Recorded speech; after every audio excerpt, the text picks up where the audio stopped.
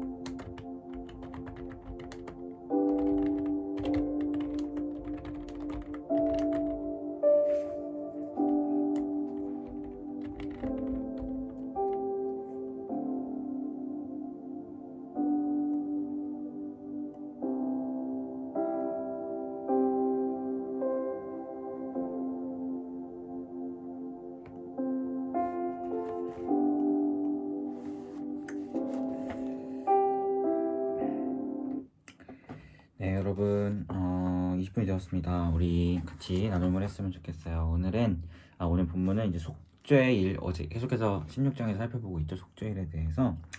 그 속죄일을 안식일 중에 안식일이다라고 하나님께서 이제 이야기하시는 본문입니다.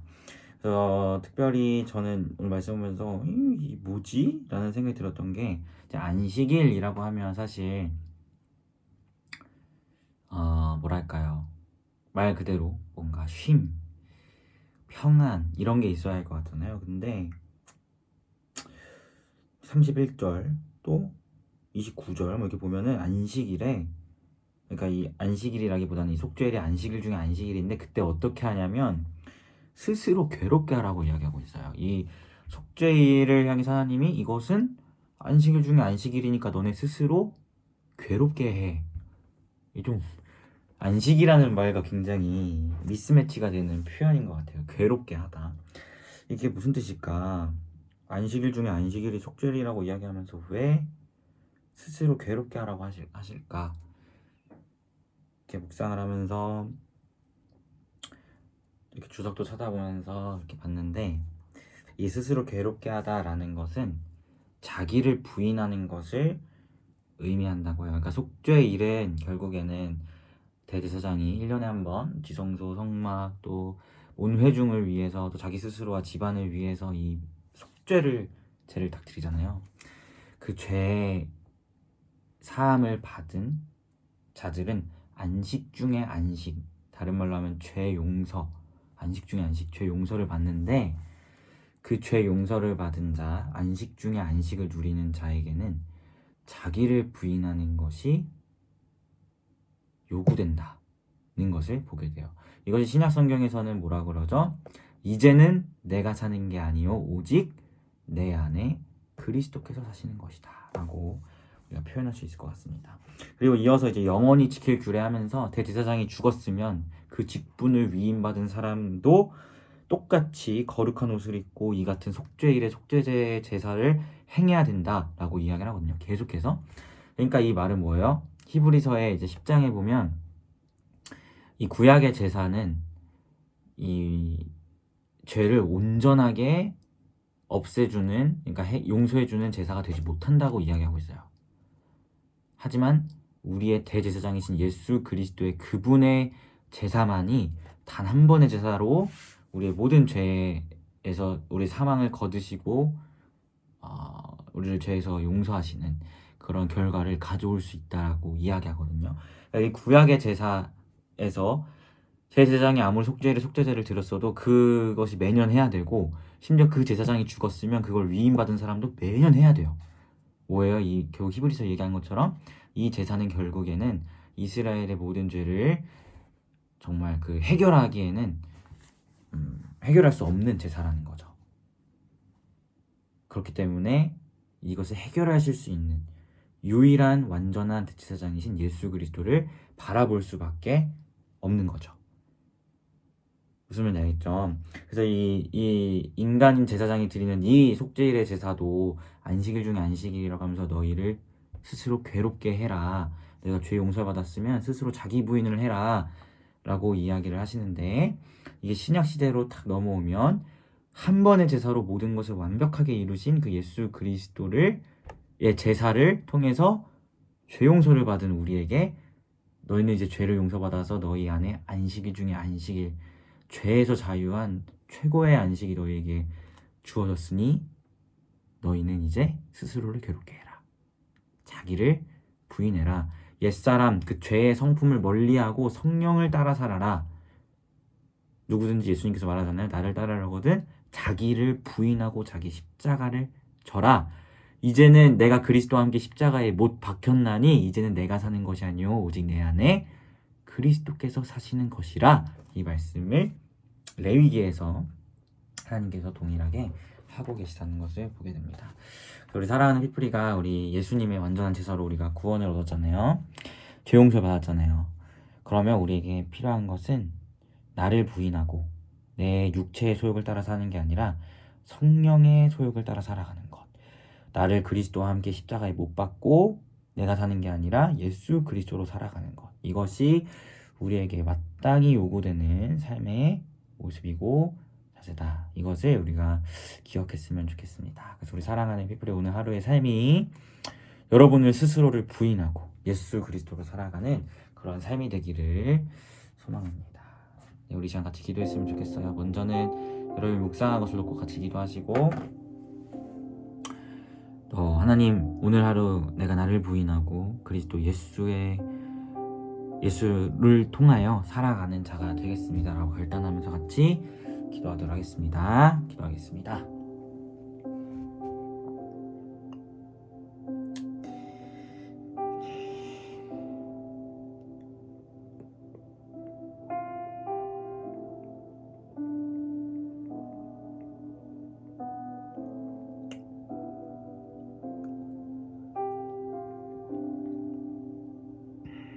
기도하겠습니다. 하나님, 그렇습니다. 우리가 그리스도 예수의 완전한 제사로 우리의 죄가 용서받은 하나님께 의롭다 칭함받은 당신의 거룩한 교회요 자녀임을 고백합니다. 이 같은 은혜를, 죄 용서의 은혜를 받은 자들에게는 오늘 말씀처럼 안식일 중에 안식, 최고의 안식, 죄에서부터 자유한 안식이 우리에게 주어졌으며 그런 자에게는 스스로를 괴롭게 하는 바로 우리의 육체의 소욕을 따르지 아니하고 나를 부인하며 그리스도 예수로 살아가는 것이 요구됨을 우리가 살펴봅니다. 아니 우리 하루 저와 우리 피플리의 삶이 그리스도 예수만으로 살아가게 하시고 나의 소욕을 따라 사는 게 아니라 성령의 소욕을 따라 살아가는 우리가 될 수 있도록 오늘 하루 우리를 단단히 붙들어 주시옵소서. 감사드리며 예수님의 이름으로 기도합니다. 아멘. 네, 여러분 모두 고생 많으셨고 오늘 하루 주안에서 평안한 하루 되시길 바라겠습니다. 샬롬.